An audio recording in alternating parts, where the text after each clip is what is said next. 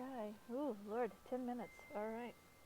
The 4-minute ride had an hour line. Rishi was getting itchy by the time we neared the end, and when we read the waterfall was temporarily closed, he almost went nuts. Evidently, there are two ways for the heart-shaped boats to exit the tunnel: the crashing waterfall or the slow-traveling river, which was still operating. Rishi may have been furious, but all I cared about was Jessica, and to be honest, the slower the better. The first boat pulled up. Kayla grabbed Dave and shoved him aboard. And I wondered if that's how British sailors were shanghaied into the Navy years ago. Samantha giggled and nodded at Greg, who joined her. Jessica and I waited for the next boat. Rishi said, "Have a nice time, you two." "You two have a nice time, too," I replied. It hadn't dawned on Rishi and Slim that they'd be together in the tunnel of love. They looked at each other. Oh. It was then that we heard the shout, "There they are!" Longnose and Mrs. Lettscrut had shown up just as Jessica and I climbed into our boat and floated off on our voyage. Mrs. Lettscrut frantically tried to push her way through the crowds. "No boys and girls together! Rodney, you're in big trouble! Climb out of that heart thing!" she screamed. I waved and shouted back, "Wish me bon voyage!" With that, we rounded the corner. I looked at Jessica. She smiled, slightly nervous. I felt more confident and leaned in and put my arm around her and said, "Now where were we?" She giggled and leaned closer. "That's what I thought," I answered, and went to make my move. "Rodney Rathbone, remove your hands from that girl!" I jumped and spun around. About 20 feet back, in the next boat, stood Mrs. Lettscrut, and she wasn't alone. Also trying to stand, but holding on for dear life, was Longnose. They must have taken Slim in Rishi's boat. Jessica sighed. "Rodney, we'll find time later. Maybe."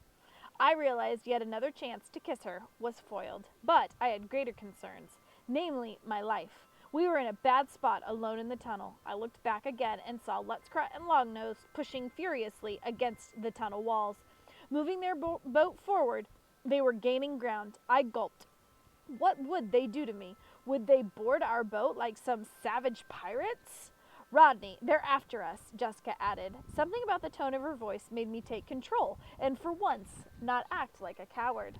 I'd put up with enough, and I wasn't going down without a fight. It was time. I had did something for myself, and shockingly, I did.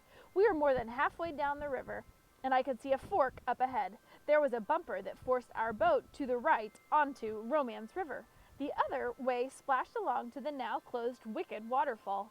I saw the signs, and when I saw something else as our boat started to head down the river. Back behind a dancing Cupid was a large red button.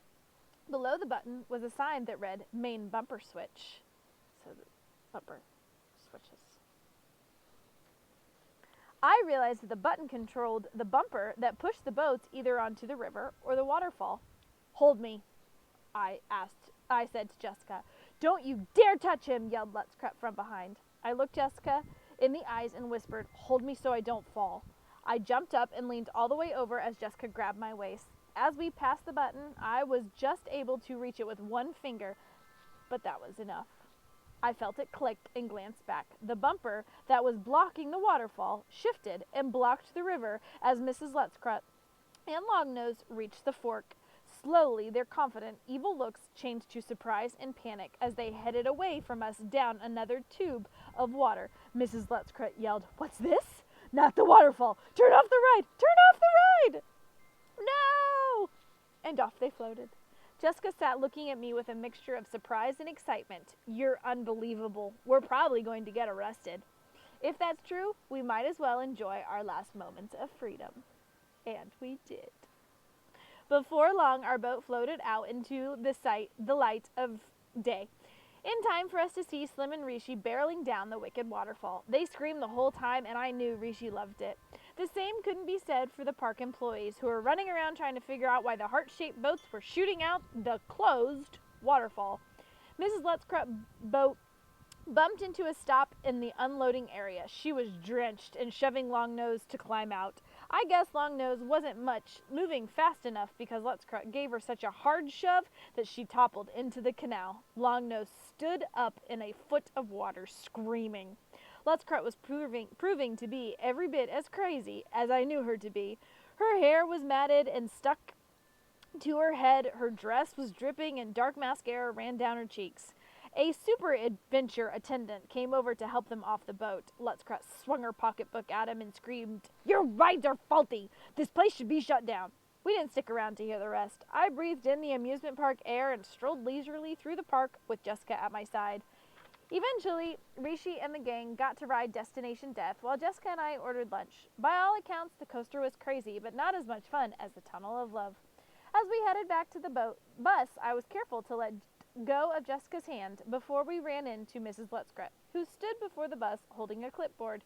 She was busy counting students and chaperone. While dried, her hair was still messy. Makeup ran down from her eyes and she looked even scarier than normal. Her dress was wrinkling and disheveled. "Did you have a nice time today?" I asked. "It was wonderful seeing Mrs. Weiner. I sure am going to miss you too." For a brief moment, I thought she was going to hit me over the head with the clipboard. I saw her fingers changing colors as she gripped it tighter.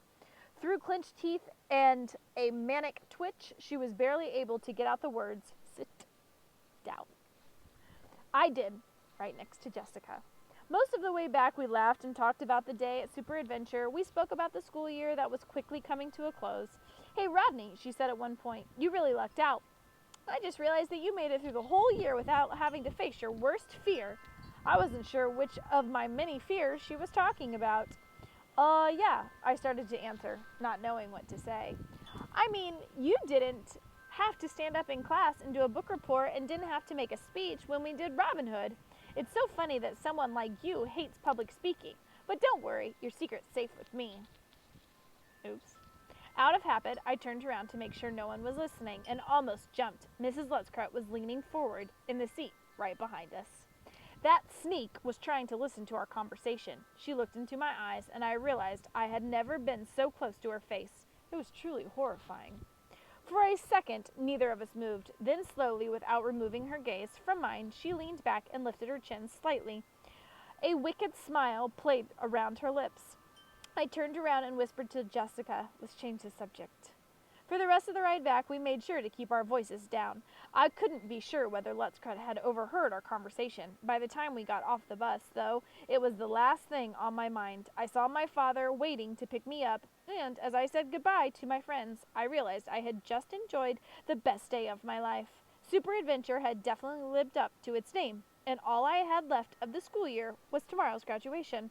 "How were the rides?" my dad asked as we drove off. "Fine," I said. "I bet none of them were as good as the Cyclone." "I don't know about that, Dad. I'm pretty sure one of them was actually better." We both smiled, for different reasons. At the time, neither of us could have imagined the terrifying ups and downs that awaited me the following day. Chapter 29, Graduation Day.